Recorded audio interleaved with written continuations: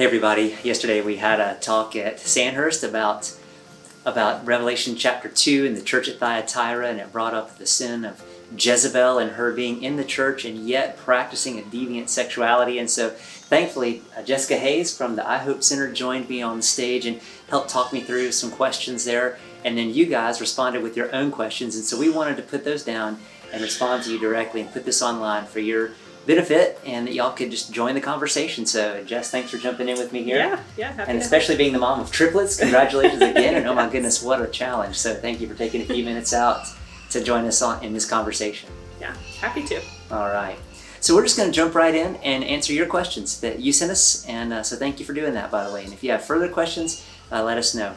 In the meantime, number one, it seems rather easy to care for the individual who is struggling with sexual sin. But what does it look like to care for the one who is not struggling but committed to sexual sin and demands the approval so that to that sin and calls anything less unloving and intolerant? How do we handle it when someone just embraces the lifestyle? Mm-hmm.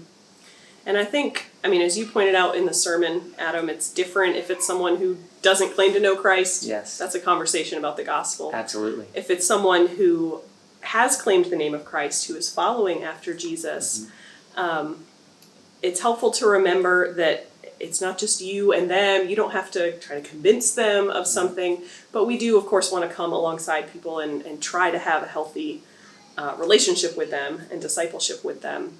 And so I think a few pieces that I would encourage someone in that situation is to, first and foremost, to try to make it more of a dialogue about what does it mean to them to follow Christ. Mm-hmm. What scripture are they turning to that gives them this sense that this should be approved and I should be okay, and you should tolerate and love everything that I'm doing in this area of my life. Because at that point you can have a dialogue about the words, about what God has put in the pages of scripture. Yeah. And that may also then lead to, do they attend your church or a different church, and pulling in the pastorship and the leadership to try to make sure that if discipline is needed, that's coming from the appropriate channels within the church. And if it's something that their church may handle very differently, they're a part of that church, that's their leadership. That's right. Where are they going to point them to? So trying to make it a dialogue about scripture and what does it mean to follow Christ.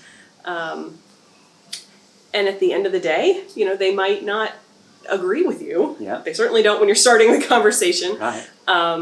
But there's I'm trying to think of anything in life that I would say you have to approve of this. Right. If Jesus hasn't specifically said you have to approve of this. And so there's room for dialogue there. If they are unwilling to have that dialogue with you, then that's a place to probably just cover it in prayer and maybe focus on other aspects of your friendship or relationship.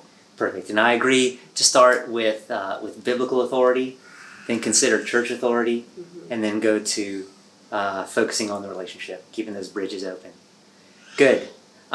Second question. Why would God make someone gay and then disallow them from practicing that sexual bent? This doesn't seem loving or fair of a supposedly loving and just God. What do you think about that? I think that's a tough place to be in. Yes. Because, we all have different things about who we are that we struggle with. Mm-hmm. And for some, that's a huge identity-related struggle, like this might be. Right. And for others, it might feel like a more minor issue. Mm-hmm. And so it really comes back to the same question that we talked about yesterday at church, is the question of who am I going to worship?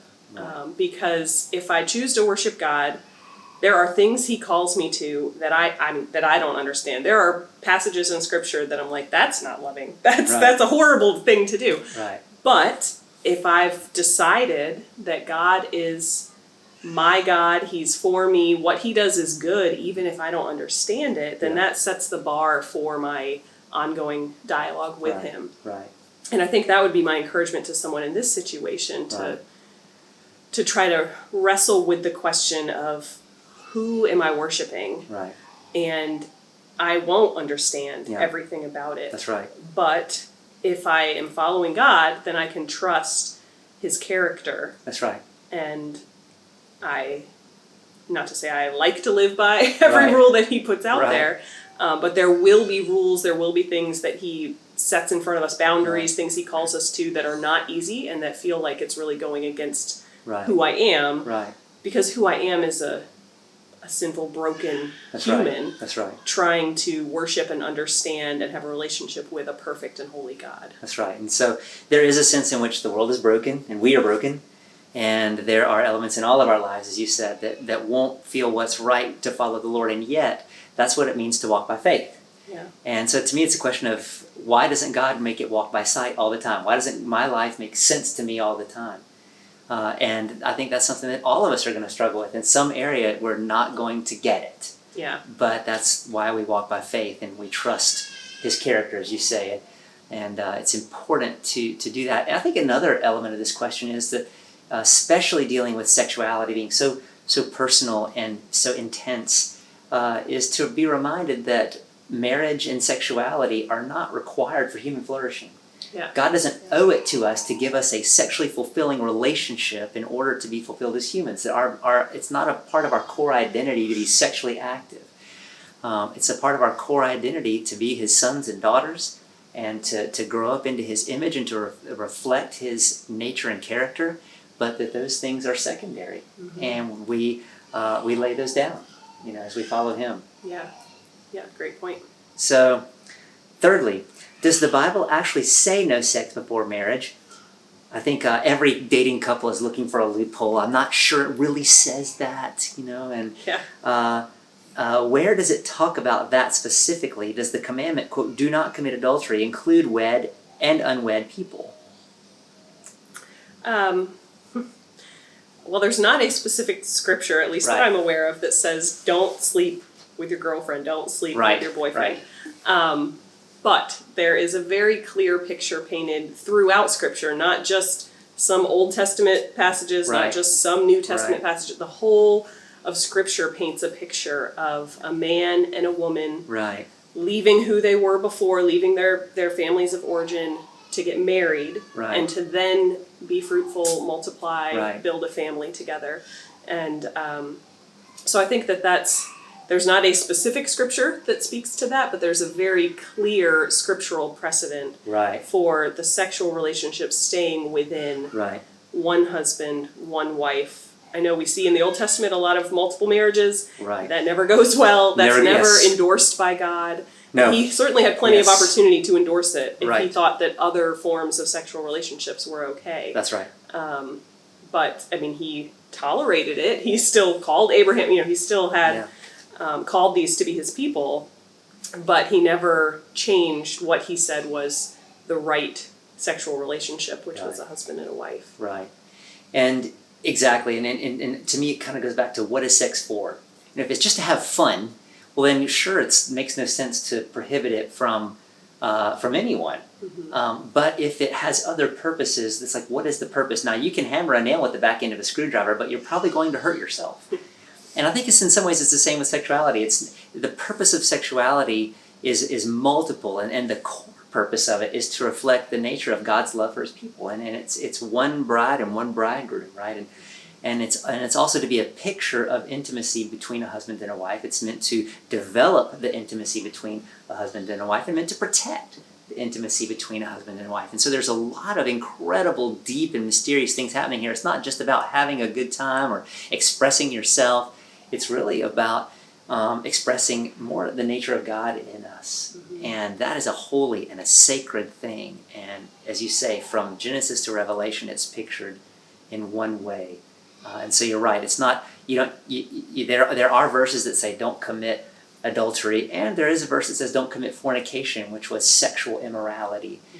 And I think the picture of that is simply sex outside of the bond of husband and wife. Yeah. So lots of verses on that, and we can find a way to get those posted for you. I think some key verses are, if I can remember these, or get these to you, are Jesus, of course, in Matthew 19, verses 4 and 5, quoting Genesis 1 and 2 about how a man shall leave his father and mother, and the two shall become, and be joined to his wife, and the two become one flesh. Also Paul in 1 Corinthians chapter 6, verse 16, that whoever joins his body to a prostitute is one with her, and should not do that, because Genesis, the two shall become one flesh. In other words, because there's the picture of a husband and a wife being one, nothing should threaten that bond, and other verses. But those are just a few. Of course, Proverbs chapter 5, a great chapter on married sexuality. So, let me interrupt you there. I can't remember where it is in the New Testament, but I know in one of the letters, one of the epistles, Paul talks about, I'm assuming that it's Paul, because he wrote a lot of the epistles. Yes. Paul says that and now the thought is like floating away. Oh, yes.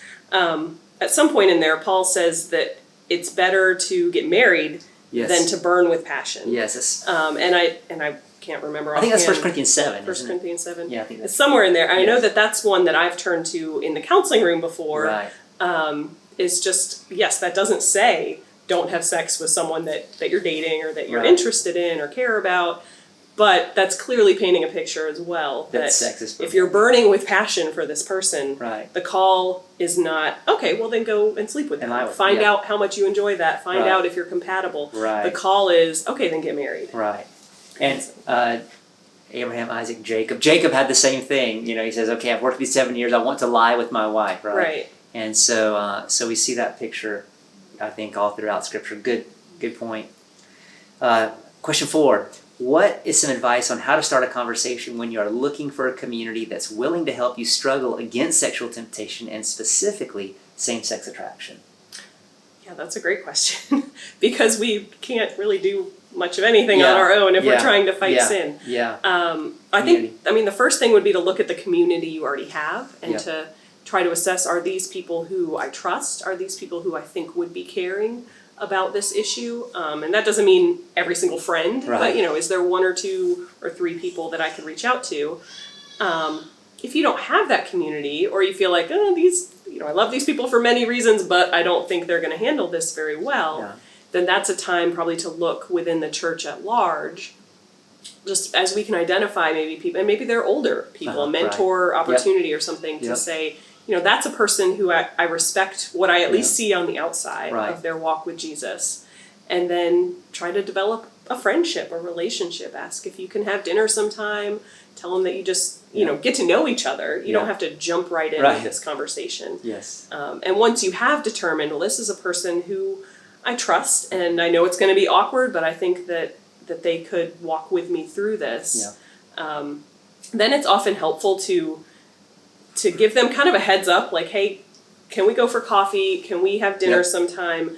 Because I have something that I'm really struggling with, and I would really value your input, your prayer, your encouragement, your help. Yeah. And that kind of gives them that heads up that, like, okay, this is a serious conversation that's coming. Yeah. It's not just let's talk about whatever TV show we're streaming, but something real is going to come out of this. Yeah. Obviously, you don't have to tell them what it is in that, like, preliminary conversation, but that sets the stage that this is real, this is a struggle, and I really want your help. Yes. And so obviously looking first to the community that you have developed and people that you know and trust. I think trust is the main thing, not that this person is learned in the areas of sexuality or even the Bible, but primarily having a relationship of trust. Mm-hmm. And if you don't have that, second, trying to build it. Find either a mentor or a peer that you can build that trust with and get to know. Yeah. And then lay that out there, and for something that would also kind of make you accountable to follow through. Okay, I've set this meeting out, and I really need to talk, because it's important for us to talk about these things in the light and to really struggle together, and not struggle alone or struggle in the dark or be ashamed. Yeah. Because we all struggle, and if I think probably the primary quality you look for in someone that you would trust would be humility. If you find someone who is aware of their own sin and knows that they themselves struggle, then it shouldn't be a problem. I think thirdly, if for some reason you feel like you just can't develop that type of a friendship, obviously reaching out to a pastor or a counselor, I hope something like that would be an option. Yeah. I do think it's important that community is a Christian community. Yes. Not to say that there aren't people outside of the church who may give great advice and encouragement and support. Yeah. But if what I'm struggling with is a sin issue and I'm trying to follow Jesus, those are deep and intimate and difficult conversations. And so having someone who you at least know we are on the same page about who our God is, who we're worshiping. Yes. We cover all these issues in prayer. that's going to be a big part of that community conversation. Absolutely. I mean, because the gospel is the core of all of this. Yeah. And it's the core of our sexuality, it's the core of our identity. So finally, got a question. I have an Airbnb at the coast, and a couple who is unmarried wants to rent it for the summer. What do I do? What do I say? And I think there's a lot of these situations where we have, relationships with people, whether it's a business relationship or a family, a kid who's living with their partner, and what do we do with that? How do we handle the people around us who just do not conform to a biblical model of sexuality? What do we do with that? Yeah, that's a complicated issue, and really, it's going to come down to your own personal conscience and what you're comfortable with, where those lines are, but also the relationship you have with that person. So in that situation, Airbnb, I would assume it's someone you don't know, you don't have a personal relationship with them. Right. That's going to be different than someone who you were very close to who is marrying their same-sex partner and they've invited you to the wedding. Those are different situations because it's a different relationship. Yeah. And for all of that, if we do have a close relationship with someone, we want to make sure that they know where we stand. Right. That doesn't mean every conversation is about their sexuality, but if we get that wedding invitation, we want to let them know, I'm thinking about this. I would love to come because I love you, but I don't support this lifestyle. I don't believe that you should be doing this. They may decide at that point, okay, then don't come. That's fine. But that relationship is going to be dishonest if you wrestle with it purely on your own and they don't even know that this is something you're concerned about. Right. But of course, if you don't have a personal relationship with them, then I think in many times it's about just trying to be loving and caring if the opportunity comes up to talk about what we believe. You should probably start with the gospel, but it may come up about sexuality. That's the thing. As well. If we cut off relationship with all the non-believers who practice alternate sexualities, who's there left to share the gospel? Who's there left to live the gospel? Who's there left to show the gospel? And I think about Jesus. I'm trying to remember if it was Matthew 10 or where he went to actually the home of Matthew the tax collector, and he was accused of being a friend of sinners by the Pharisees. Yeah. And so I think, what am I doing that I would be accused of being a friend of sinners? And when they confronted Jesus on this, he said, it's not the healthy who need a doctor, but the sick. And so he says, look, I'm not here because I approve of their actions. I'm here on mission. I'm here because I'm bringing the light to the dark. If no one's taking the light if we take the light all away from the dark, that's the opposite of mission. Yeah. And so I would say let's err on the side of reaching out to those who struggle with alternate sexualities or alternate beliefs so that we can follow the example of Jesus and risk being called a friend of sinners. And I remember I was asked to actually lead, to officiate at the wedding of a friend of mine for his third wedding. And really, there are different circumstances and good reasons why people would get divorced, but this was just a case essentially of legalized wife swapping. I'm just going to marry a third woman. And I was not approving of that lifestyle, and I declined to do the wedding, but I chose to go to the wedding because I wanted to let that friend know I love you, I disagree with you, but I still want to relate to you and keep that bridge open. And so that's how I handled that. And I think probably every case will be different.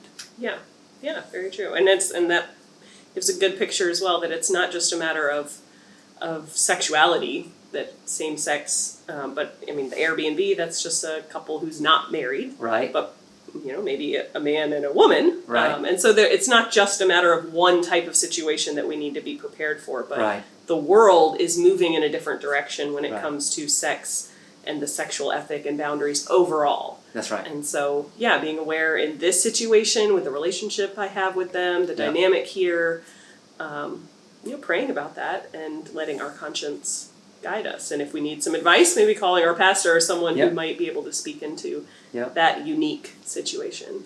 And I think in all of these cases, Jess, it kind of comes back again to what we talked about yesterday, that when Jesus concluded his conversation with the woman caught in adultery, he used those two phrases, neither do I condemn you, go and sin no more. And so there's both compassion and conviction. Yeah. And we're going to have to, it's going to be messy, but we have to not drop one or the other. We have to keep both conviction and compassion as we go forward in relating to folks. Yeah, agreed. Well, thank you guys for joining us for this discussion. If you have other questions, you can give us a shout. hello@sandhurst.net.